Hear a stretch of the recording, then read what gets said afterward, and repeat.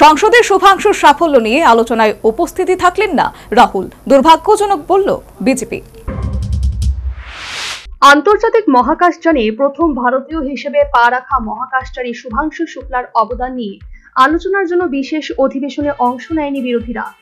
দেশের বিরোধী দলনেতা রাহুল গান্ধী শুভাংশুর কৃতিত্ব নিয়ে আলোচনায় অংশ না নিয়ে বিহারে ভোট অধিকার যাত্রায় ব্যস্ত, তাই নিয়ে আক্রমণ করছে বিজেপি। শুভাংশুকে স্বীকৃতির অধিবেশনে যোগ না দেওয়ায় বিরোধী সাংসদদের তোপ দাগেন কেন্দ্রীয় মন্ত্রী জিতেন্দ্র সিং।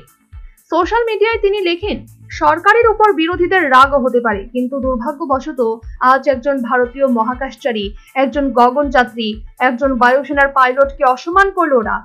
বিরোধীরা আমাদের বিজ্ঞানী, মহাকাশচারী, ইঞ্জিনিয়ার যারা 2025 সালে ভারতে ইতিহাস সৃষ্টি করলেন তাদের অবজ্ঞা করলেন। বিজেপির বক্তব্য, রাহুল গান্ধী বরাবরই দেশের গর্বের কোনো বিষয় বা গুরুত্বপূর্ণ কোনো ইস্যুতে আলোচনা হলে সংসদে গড়হাজির থাকেন। এটা দুর্ভাগ্যজনক। সদ্য স্বাধীনতা দিবসের অনুষ্ঠানেও লালকেল্লায় গড়হাজির ছিলেন তিনি, সেটাও মনে করিয়েছে বিজেপি। যদিও বিরোধীদের দাবি শুভাংশু শুক্লার সাফল্যকে তারা একেবারেই খাটো করে দেখতে চাইছে না, কিন্তু এই মুহূর্তে ভোট চুরিও গুরুত্বপূর্ণ ইস্যু। ভোট চুরির মতো ইস্যুকেও দ্রুত গুরুত্ব দেওয়াটা জরুরি।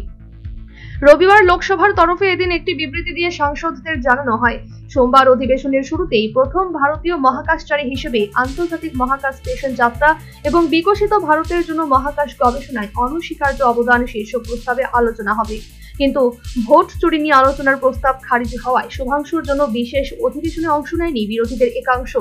রাহুল গান্ধী ভোট অধিকার যাত্রা নিয়ে ব্যস্ত থাকায় তিনিও ওই প্রস্তাবে আলোচনায় অংশ নেননি। National bureau report, news vanguard.